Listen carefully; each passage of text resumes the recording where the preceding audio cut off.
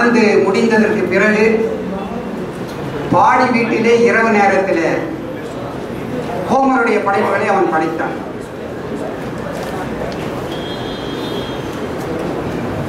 வரலாற்று புகழ்மிக்க அவனுடைய வரிகளை உங்களுடைய மேலான கவனத்துக்கு நான் கொண்டு வர விரும்புகிறேன். The day I have not studied Homer is the day lost to me என்று சொன்னான். ஹோமருடைய நூல்களை படிக்காத நாள் என்னுடைய வாழ்க்கையிலே வீணான நாள் என்று அவன் குறிப்பிட்டார். ஆங்கிலேயர்கள் ஒரு விதத்தில் அறிவிச்செருப்போடு ஒரு விஷயத்தை ஒப்புக்கொள்வதாக எப்பொழுதும் பெருமையாக அவர்கள் சொல்லிக் கொள்வார்கள். என்ன அது? சூரியன் மறையாத சாம்ராஜ்யம் வேண்டுமா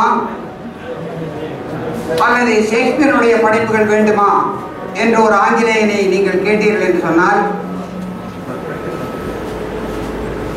சூரியன் மறையாத சாம்ராஜ்யம் எனக்கு தேவையில்லை, ஷேக்ஸ்பியருடைய படைப்புகள் இருந்தால் போதும் என்று நெஞ்சு நிமிர்த்தி அறிவிச்செருப்போடு பதிவு செய்வான் ஒரு ஆங்கிலேயர்.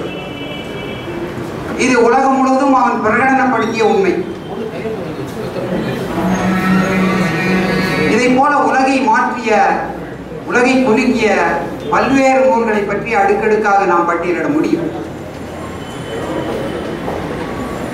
அந்த வகையிலே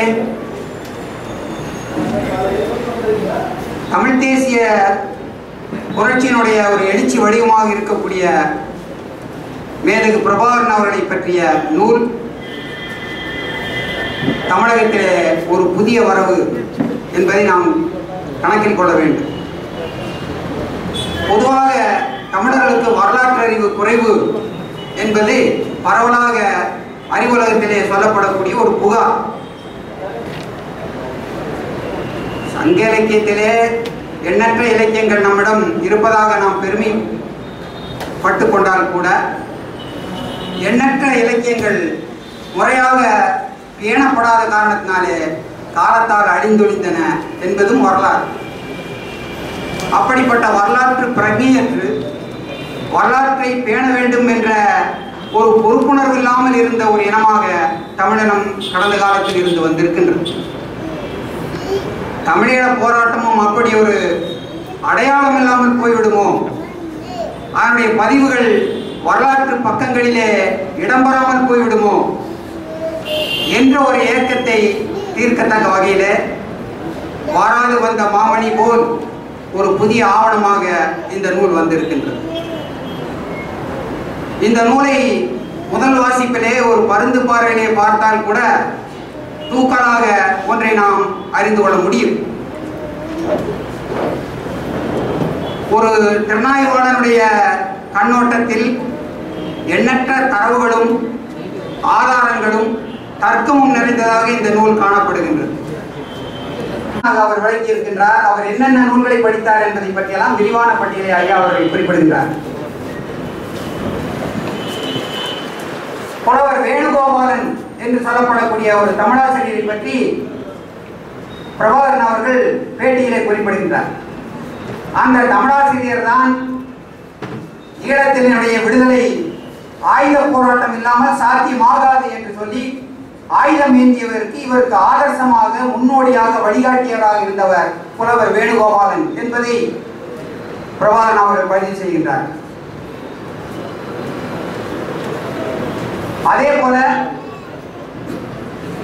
பிரபாகரன் அவர்கள் மிகச்சிறந்த சமையல் நிபுணர் என்ற ஒரு முக்கிய ஒரு சுவாரஸ்யமான விவரத்தியமான ஐயா அவர்கள் பதிவு செய்கின்றார்கள். அதுவும் குறிப்பாக கோழிக்கறி செய்வதிலே அவர் எப்படி நிபுணராக இருக்கின்றார் என்பதை போன்ற தனிப்பட்ட தகவலை நிறைய விஷயங்களை அவர் குறிப்பிடுகிறார்.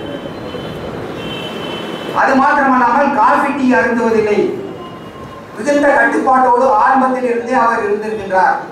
அவருடைய வாழ்க்கையிலே கட்டுப்பாடு என்பது மிகுந்த மேலாதிக்கம் வைத்த ஒரு உணர்வாக இருக்கின்றது என்பதை அவருடைய இளமை காலத்தினுடைய நிகழ்வுகளை பதிவு செய்கின்ற பொழுது ஐயா அவர்கள் விரிவாக அவர்கள் பதிவு செய்கின்றார்.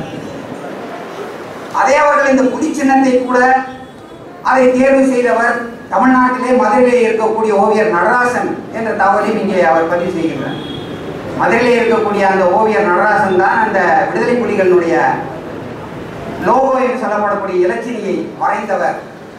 அதே போல அவர்களுக்கான சீருடையை வழங்கியதும் தமிழ்நாட்டிலே இருக்கக்கூடிய தையல் கலைஞர் தான். அந்த தையல் கலைஞரும் மதுரையை சார்ந்தவர் தான். அவர் தங்கராசு என்று சொல்லப்படக்கூடிய தையல்காரர். அவர்தான் விடுதலை புலிகளினுடைய சீருடையை வடிவமைத்து தந்தவர் என்ற விவரங்களையும் இதில் அவர் பதிவு செய்கின்றார். இதே போல ஏராளமான விவரங்கள் தனிப்பட்ட முறையில குறிப்பிடப்படுகின்றது. அடுத்து இந்த திம்பு பேச்சுவார்த்தையில இருந்து அரசியல் நடவடிக்கைகள் ஆரம்பமாகின்ற பொழுது அவருடைய